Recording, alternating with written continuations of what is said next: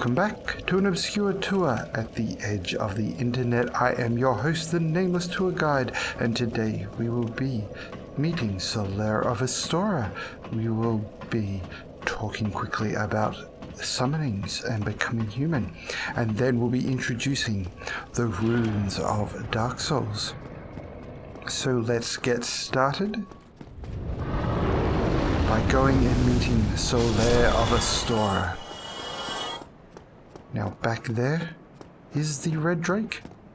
Just notice quickly the design of the red drake.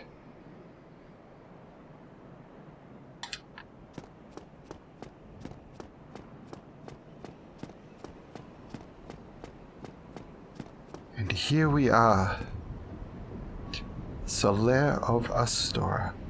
Let's talk to him and see what he has to say. Ah, hello. You don't look hollow, far from it. I am Solaire of Astora, an adherent of the Lord of Sunlight. Now that I am undead, I have come to this great land, the birthplace of Lord Gwyn, to seek my very own son. You find that strange? Well, you should. No need to hide your reaction. I get that look all the time.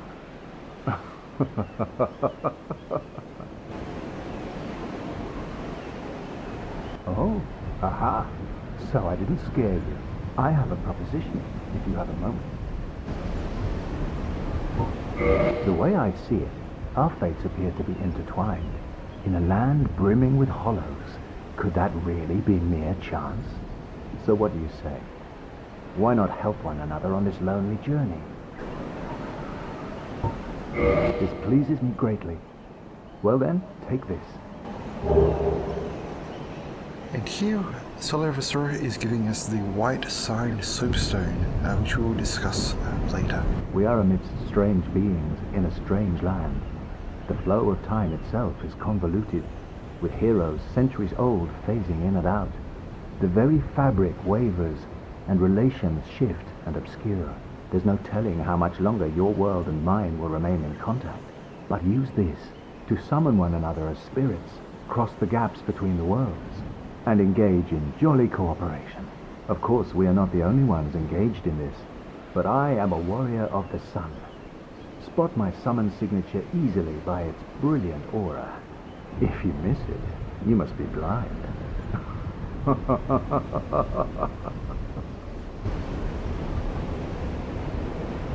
Oh, hello there.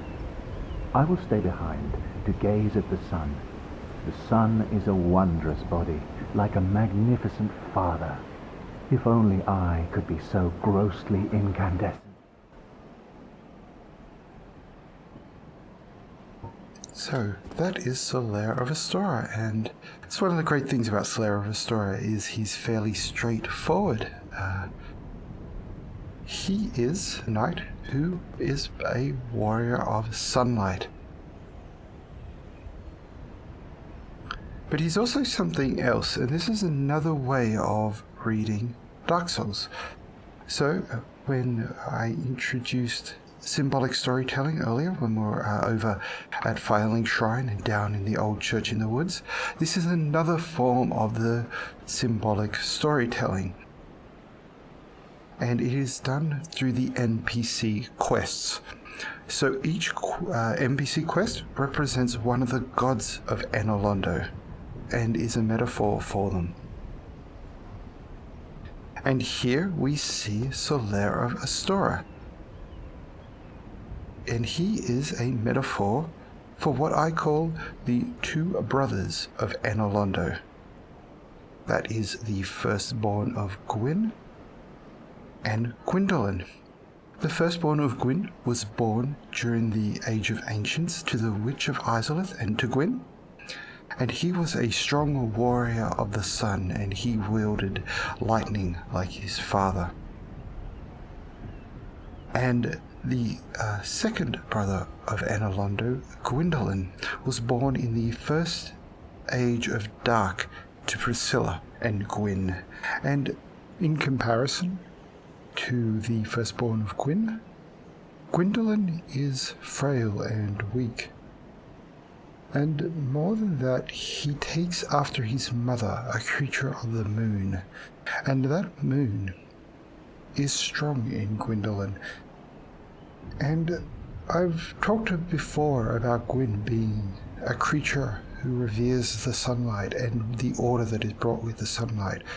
And so it would seem that Gwyn would shy away from Gwyndolin, being a creature of the moon and a scaleless dragon. But he doesn't.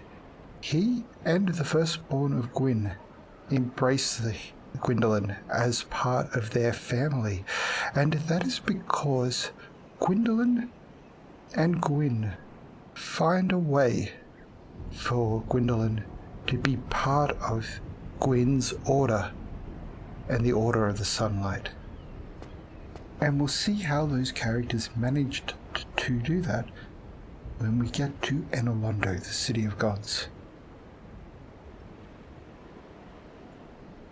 So in the questline of Solaire of Astora, as we meet him along the way, we will be able to see the details of the journey of the two brothers of Enolondo, the firstborn and Gwyndolin. And the firstborn of Gwyn is called the firstborn of Gwyn because he had his name removed from history for his foolishness. We'll be discussing his foolishness later, but this is why he is called, it might seem a little awkward to those who haven't played the game, the firstborn of Gwyn. He's called that because we don't actually know his name. His name has been removed, just as Menace's name was removed from history for his foolishness.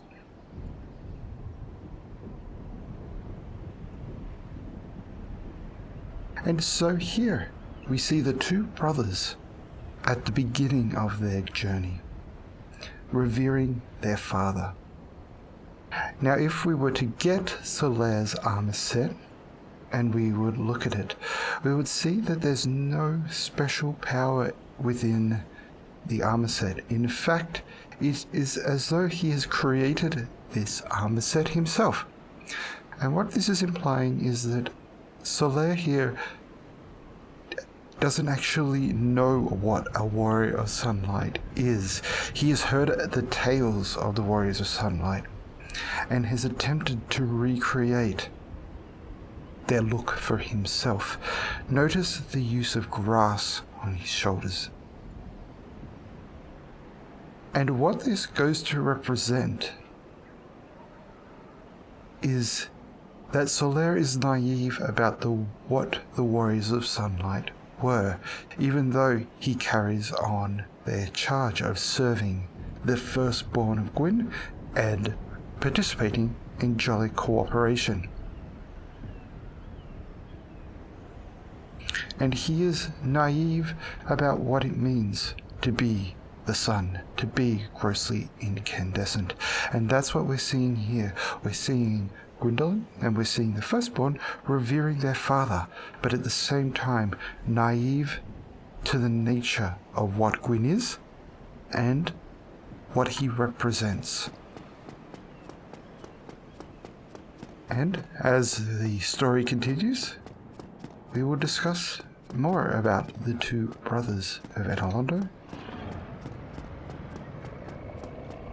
But right now, we will discuss summonings using the gift that Solaire of Astora just gave us. So here we are back at the bonfire, and we will look at the final option here, the reverse hollowing.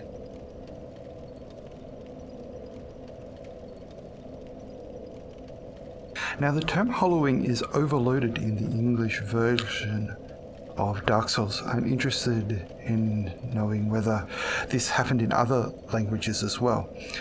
But hollowing is used in multiple places to mean slightly different things. They are related, but they're different. So I discussed in an earlier episode the idea of hollowing being the losing of one's purpose in the world. And that was the hollowing that Solaire of Astora was just referring to. When he saw us in this physical state here, which some characters call being hollow. But Solaire of Astora said, "You don't seem hollow." And what he is saying there is, you don't seem mad. You seem to still have purpose. You seem to still be a rational creature. So Solaire of Astora is a person who looks at the deeper nature of someone and judges them upon that. That I am not hollow in his eyes, as I am still rational. But there are other characters who consider this appearance here, to mean that you are hollow, no matter whether you're acting rationally or not. And that is because they are characters who are interested in the more superficial appearance of things and don't see things as they truly are, or their deeper meaning. And when we go to reverse our hollowing, that is what's happening there. We are changing the superficial nature of the chosen undead by offering one of those humanity sprites that we hold within our bosom to the flame, and in that sacred rite we are regaining the humanity of the chosen undead, and that is linking us to the multiverse of Lordran, the many planes of Lordran. We are now more deeply connected to that multiverse when we are in this human state. Now that I am human, two things are now possible. The first is I can be invaded. If another person wishes to imitate or is a dark wraith, they can come into this world in an attempt to hunt me for my humanity that I've just gained, and they will gain that humanity if they can defeat me. The other thing that I can do here now is communicate between the different worlds of Lordran, and I'm communicating using the white sign soapstone that Solaire of Astora just handed me. And if another player was to come along and find this soapstone in their human form, they could summon me to their world, and we could participate in jolly cooperation where I can help them with whatever troubles they are facing. Usually it is used for boss battles, and when you go to a boss room in human form, you will see many other players' signs around, and you can summon them into your game to help you out. And if you defeat the boss together, you'll gain, the other player will gain humanity, or they will gain, if they are a member of the Warrior of Sunlight, like Solaire of Astora, they will gain a Sunlight Medallion. And now, I would like to introduce the runes of Dark Souls.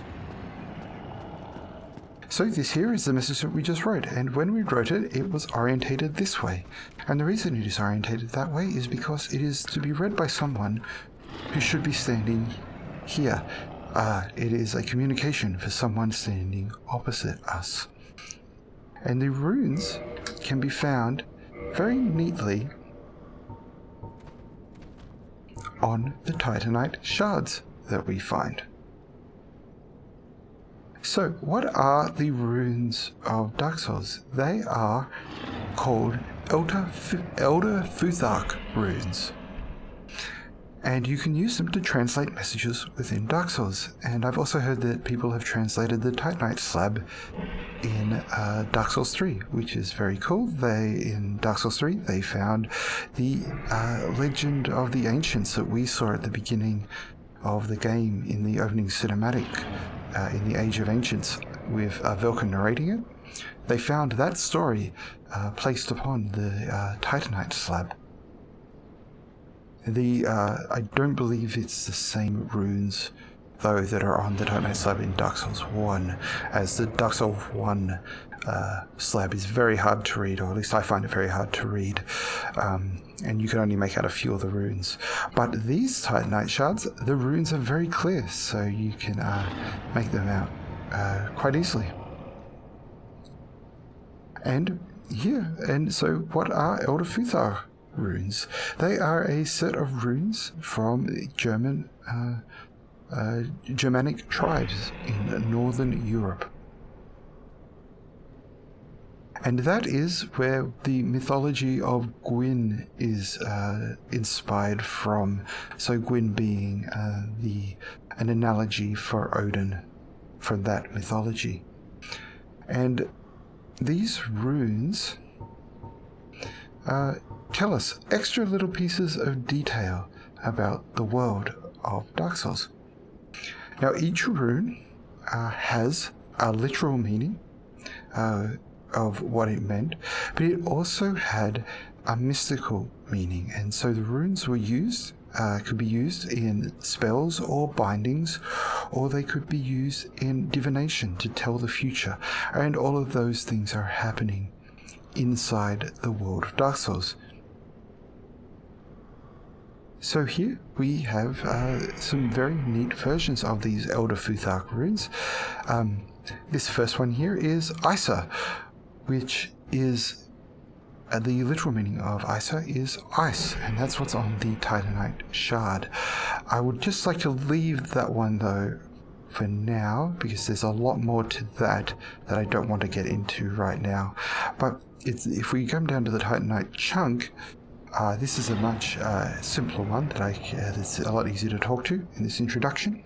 Is this Titanite chunk has the Elder Futhar rune of Iwaz, and that means yew tree in its literal sense, and in its mystical sense it means trustworthiness or protection. And the Titanite chunk can be used to enforce a weapon between levels 10 and level 14. So what that means is that the weapon has become a very trusted friend of yours. You don't raise many weapons to that level.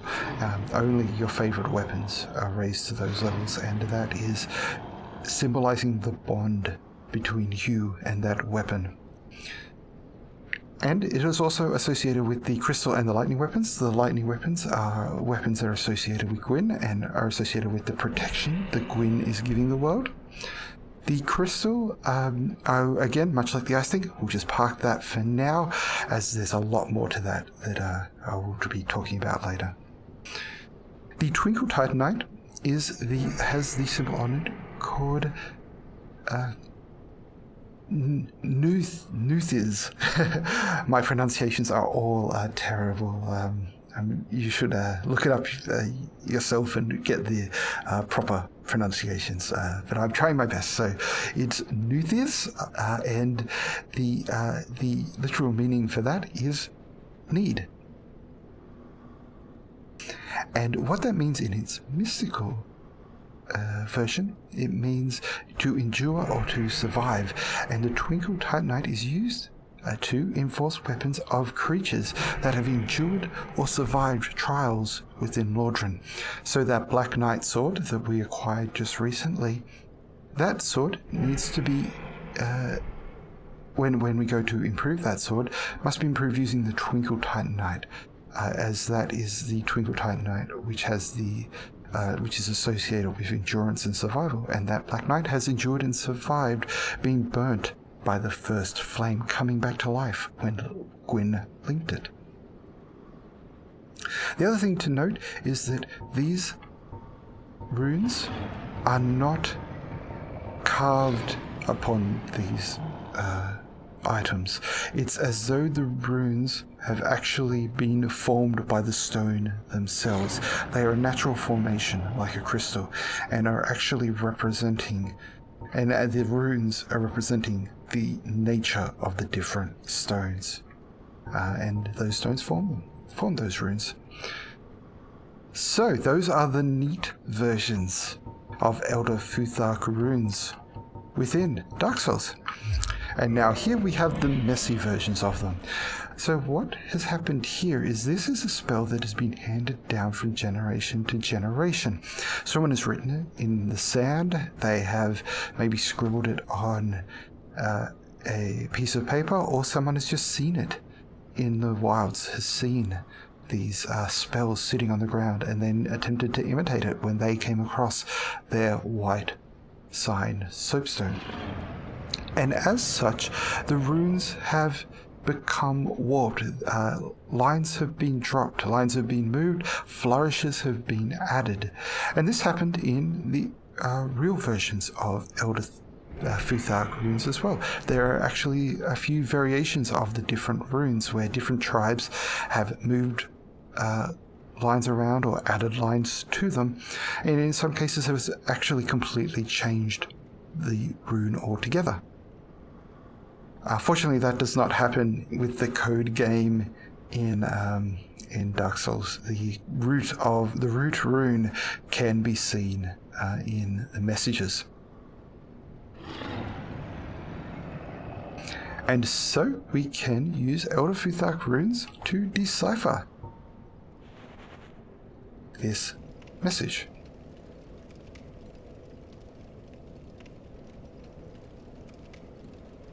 The first rune is Thorazaz, and that represents the god Thor, literally. And in mystical terms, it means bodyguard or barrier. It's a physical protection. The second, oh no, we'll have to use another crystal. We do not wish to be summoned to Jolly Cooperation just yet. But this is me being summoned to another person's world. And it sounds like that person just died, so I'm being dissummoned.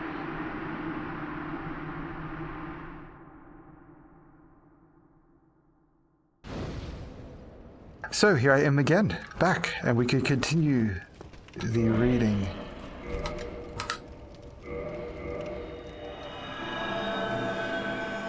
Whoops. Let's get this orientated correctly.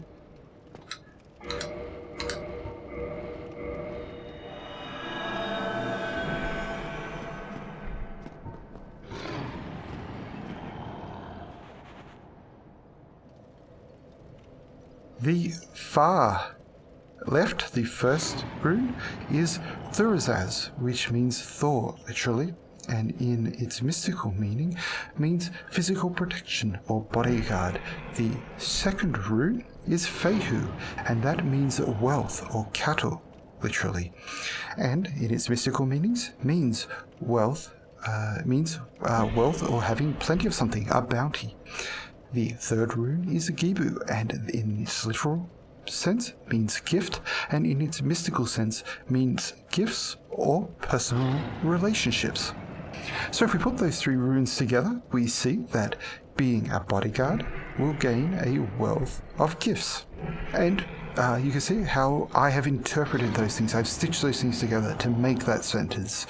So you can do the same yourself. And if you're somebody who believes that Dark Souls, the firstborn of Gwyn in Dark Souls is an analogy for Thor in the real world, you can also read that message as saying that the firstborn of Gwyn will give you a gift, a wealth of gifts if you participate in what's happening with this spell. And now we move on to the fourth rune, which is Awaz, which means horse. And this is our first example of what's called an inverted rune. And this only exists in the mystical readings of things. So each rune can be rotated around a point, or it can be flipped around an axis. And that creates the inverted rune. And that means that the sign takes on a different meaning, an opposite meaning, or a different meaning depending upon the rune. So here we have Awaz, meaning horse, and if it was the right way up, and that is the M shape, but it is the right way up, it would mean transportation and means communication. When it is inverted, it means betrayal or trespass. The fifth rune is Hagalaz, and that means literally hail. and in its mystical terms, it means wrath of nature, or destruction. And the 6th rune is Wanju, which means joy, and specifically the joy of family or the joy of fellowship. And so the last 3 runes we can put together to read: trespass erodes or destroys the joy of fellowship. And there we have it. The first runes of Dark Souls, and what these runes are telling us is the nature of what it means to move between worlds. The first 3 telling us about the fact that we will receive gifts for being other characters' bodyguards. The last 3 warning us that if we trespass where we're not welcome, that is to invade another world, this will erode people's joy and people's feeling of fellowship. And that is true. There is all the times when I was playing through the game that I just did not become human, because especially in certain areas, you will be hunted, and hunted constantly, unfortunately. And so, because of that, I withdrew from the human world and stayed hollow, because I did not want to participate in player versus player at that point. And so those are the warnings of that fun little message there. And it is a fun game, but there is also some hidden detail in the game if you can decipher the different runes that are around, such as this very long message here, which we will be translating in a future episode when we have more information, and that message will make a lot more sense. So, I will call this episode for today. We have met Solaire of Astora. We have discussed summoning and the reversing of being hollow. Also discussed quickly, that was important as well, the idea that there are different interpretations of what it means to be hollow, and it actually speaks to the nature of the character who says it. And then we looked at the runes, the Elder Futhark runes of Dark Souls, and you will find that there are a few places where those runes appear, in the Titanite shards and in the summoning signs, where we looked specifically today. And you can do that yourself. All you need is the Wikipedia article on Elder Futhark runes and just Google the binding or witches meaning for the runes, and you will find several different interpretations of the runes. I've picked one and just stuck to that just for consistency, and I find that most of them are fairly consistent amongst all of them. But you can find different interpretations, and that's part of the fun of it. Great. I will see. So that is today's episode. I will see you next time. Bye.